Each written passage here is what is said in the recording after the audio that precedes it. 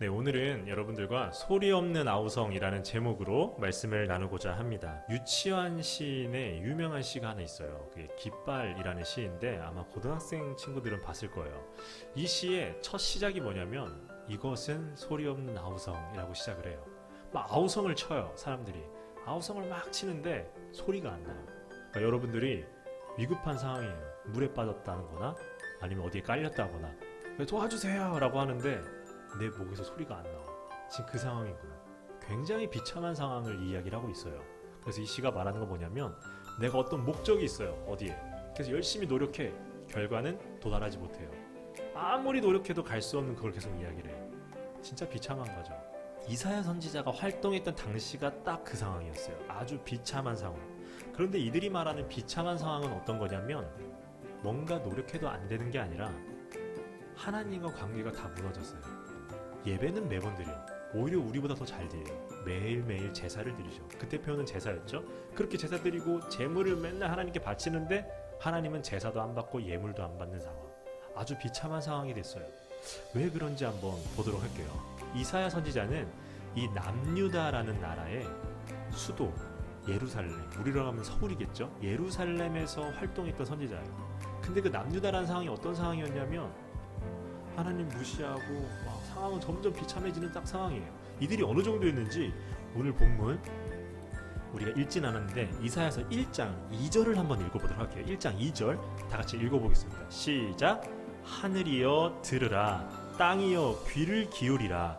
여호와께서 말씀하시기를 내가 자식을 양육하였거늘 그들이 나를 거역하였도다. 아멘. 지금 어떤 상황이냐면 자식을 낳아서 키웠거든. 근데 그 자식이 부모를 배신했어요. 하나님이 지금 남유다 이 사람을 딱 보면은 이런 느낌이라는 거야. 기껏 키워놨더니 날 모른다 그러네. 지금 이 상황이에요. 이런 자식은 어떤 자식이에요? 여러분 생각할 때 페르나라고 그러잖아요. 지금 딱 그 상황인 거예요. 근데 이 맞을 짓을 하는 사람들이 요즘으로 말하면 대통령을 비롯한 그런 비서실장들, 장관들이었어요. 그러니까 그 나라의 그 왕을 보필하는 신하들, 그 사람들 행동이 아주 그냥 맞을 짓만 골라서 하는 거예요.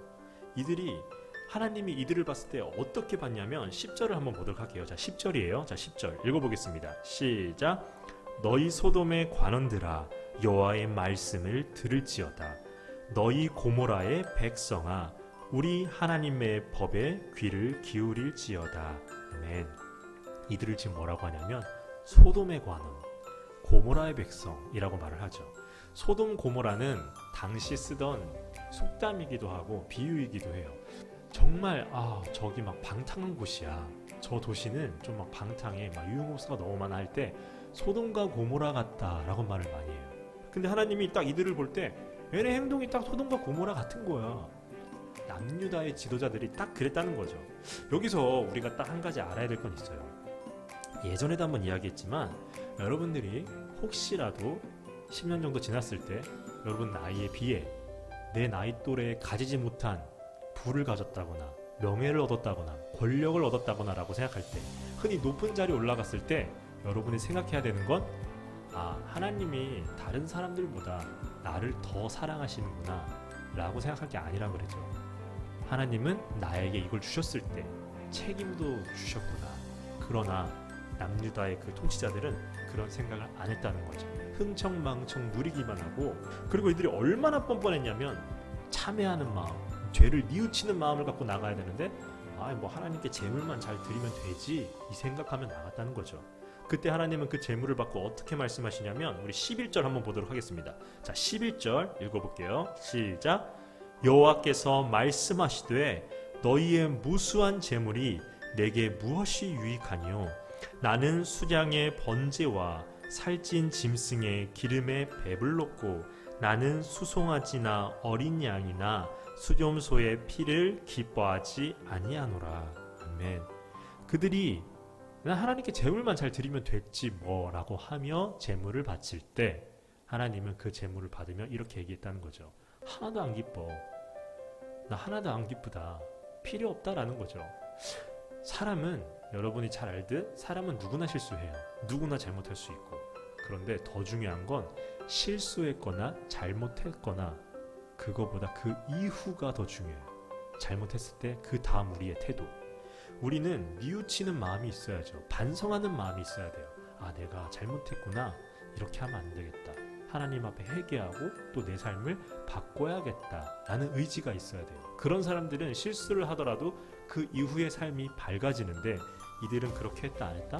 완전히 안 했다는 거죠. 잘못한 줄도 몰랐어요. 그냥 뻔뻔하게 나아갔어요. 자신의 생각, 행동 고칠 마음 조금도 없어요. 그냥 하나님께 재물만 잘 드리면 됐지, 마구마구 드렸어요. 하나님은 날 용서해 주실 거야 라고. 이들이 드린 제사, 우리 표현으로 하면 예배, 거기에는 아주 중요한 게 빠져 있었어요. 바로 하나님의 정신, 그것이 빠져 있었다는 거죠. 이 남유다의 통치자들은 이 멘탈이 다 무너진 거죠. 하나님의 정신이 완전히 다 무너진 거예요. 하나님의 정신이 무너지니까 하나님께 아무리 제사를 드리고 아무리 제물을 드려도 안 받는 거예요, 하나님은. 그래서 하나님은 이들에게 이야기를 하시는데, 너희가 어떤 게 빠져 있는지 하나 이야기해줘. 그게 17절이에요. 17절 한번 읽어보도록 하겠습니다. 자, 17절 시작. 선행을 배우며 정의를 구하며 학대받는 자를 도와주며 고아를 위하여 신원하며 과부를 위하여 변호하라 하셨느니라. 아멘. 이 사람들은 고아와 과부를 보살펴야 됐어요. 이게 하나님의 정신이었어요. 당시는 전쟁이 굉장히 많았어요. 예를 들면 우리나라를 누가 쳐들어왔어요. 쳐들어오면 그냥 남녀노소 가릴 거 없이 다 죽는 거예요. 그냥 적군에게 들켰다, 내가 발각됐다, 그럼 난 죽는 거죠. 그 전쟁 끝나면 어떻게 돼? 부모를 잃은 아이들, 자녀를 잃은 부모들, 남편을 잃은 여자들, 아내를 잃은 남자들이 막 나오는 거야, 점점. 그럼 우리가 쳐들어갔다면, 우리가 다른 나라를 쳐들어가서 이기고 돌아왔다면 좀 낫나? 다른 나라를 쳐들어갈 땐 남자들이 착출되겠죠. 그리고 전쟁을 하고 끝나고 돌아오겠죠. 돌아오면 여전히 피해는 있잖아요. 피해는 있는데 사람들이 이겼다고 막 즐거워하는데 우리 아빠가 안 왔어. 우리 아빠가 죽은 거야, 전쟁에서. 사람들은 지금 이겼다고 막 축제 분위기야. 근데 내 가족은 죽었어. 그 가족도 축제할 수 있겠어? 우는 거야, 그냥. 사람들이 막 즐거워하니까 여기서 못 울고 집에 가서 우는 거예요. 그때 하나님이 얘기한 거예요. 니네 통치자들은 고아와 과부는 챙기라고. 근데 애들이 어떻게 했다고? 안 챙겼어요. 하나님이 챙기라고 했던 그 고아와 과부를 챙기기는커녕 핍박했거든. 부모가 없으니 이 아이들 돌봐줄 사람이 없잖아. 당신은 여자가 사회에서 뭘 할 수 있는 상황이 아니었어요. 남편이 없으니까 여자가 힘이 없는 거야. 그 여자한테 뭐라고 해도 할 말이 없어요. 여자가 억울한 마음만 갖고 있고 말을 못해. 그러니까 오히려 그 사람들을 더 핍박했던 거야. 하나님이 그걸 본 거예요. 그리고 뻔뻔하게 제사 드리러 나오고 여기 앞에서 회개하는 마음은 없고 제물만 드리면 됐지 뭐, 하나님이 제물만 드리면 다 용서해 주실 거야 라고 뻔뻔하게 나왔다는 거죠. 하나님은 이들에게 책임을 부여해 줬어요. 그리고 이들은 책임을 다 해야 됐던 거죠. 그러면 이 통치자들에 맞게 우리에게 부여된 책임은 뭐예요? 우리가 하나님이 주신 정신을 갖고 살아간다는 건 어떻게 살아가야 되냐는 거죠. 한 주 동안 나에게 주어진 일이 뭐죠? 여러분들은 주로 공부겠죠. 그 공부, 학업, 하나님이 실력을 갈고 닦으라고 준 시기에 이 시간을 허비한다면 하나님은 한번 생각해 보는 거예요. 과연 내 자녀들이 내가 이 시간을 줬는데 왜 열심히 살지 않을까?